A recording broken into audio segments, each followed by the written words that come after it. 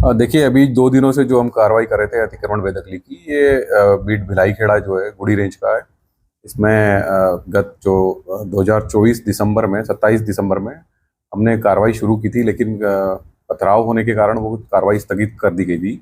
और अभी 9 तारीख को हमने फिर से कार्रवाई शुरू करी है। 9 तारीख को हमने वहाँ पर लगभग 100 हेक्टेयर एरिया मुक्त करवाया और 10 तारीख को 80 हेक्टर जो जितना अतिक्रमण था उसको भी बेदखल करवा लिया है। इस प्रकार कुल 180 हेक्टर जो अतिक्रमण से प्रभावित था पूरा एरिया हमने बेदखल करवा चुके हैं।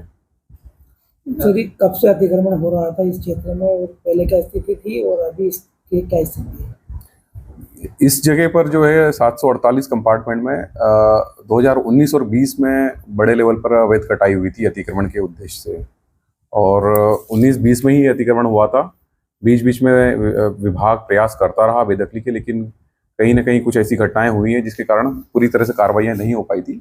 लेकिन अभी जिला प्रशासन और पुलिस बल के साथ में हमने मिलकर इस कार्रवाई को अंजाम दिया है और पूरी तरह से सफल कार्रवाई रही है, जिसमें जिला कलेक्टर श्री ऋषभ गुप्ता सर और एसपी खंडवा मनोज राय सर और एडिशनल एसपी तारनेकर जी का अहम योगदान रहा है। कुछ लोगों को हिरासत में भी लिया गया सर?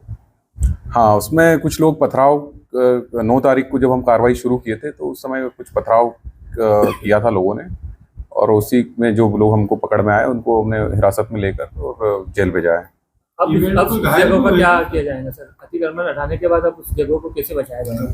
देखिए, वहाँ हमने भी जितनी हमारी मशीनरी थी लगभग 40 के आसपास जेसीबी वहाँ चलाई, उससे बड़े कंटूर बनाए हैं, और जितने भी कंटूर ट्रेंच की जो मिट्टी रहेगी उसमें हम सीड सोइंग भी कर रहे हैं और बांस का प्लांटेशन करने की भी हम योजना बना रहे हैं, ताकि जल्दी से जल्दी वो एरिया पूरा फिर से जंगल में स्थापित हो सके। कुछ मॉनिटरिंग के लिए सर?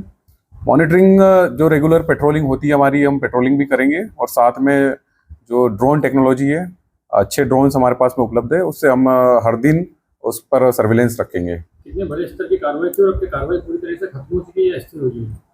नहीं, देखिए, लगभग 600 का अमला वहाँ पर मौजूद था, जिसमें पुलिस बल, राजस्व का अमला और फॉरेस्ट का अमला, और उसमें जो पास के जो जिले हैं जैसे बुरहानपुर है, खरगोन है, सेंधवा, यहाँ से भी फोर्स आया था और सभी ने मिलकर वहाँ पर कार्रवाई की और कार्रवाई पूरी तरह से सफल रही है।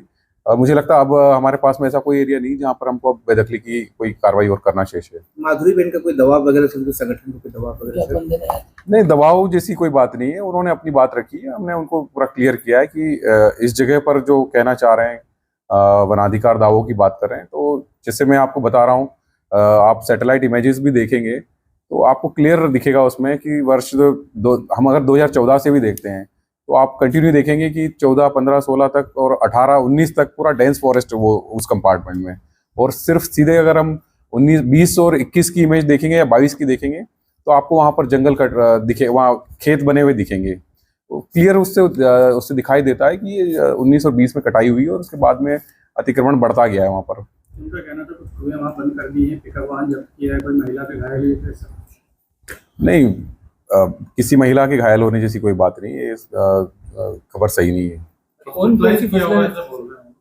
हाँ जी, हॉस्पिटलाइज किया हुआ कि घायल? नहीं, ऐसी कोई बात नहीं है, ऐसी कोई घटना नहीं हुई है।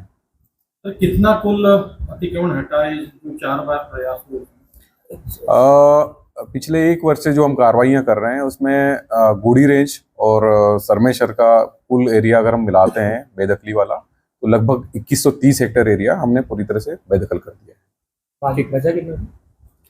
बाकी एरिया जो गया है वो कहीं कुछ एरिया वनाधिकार के दावे उसमें मिल चुके हैं, तो इसलिए वो अतिक्रमण की श्रेणी में नहीं आएगा।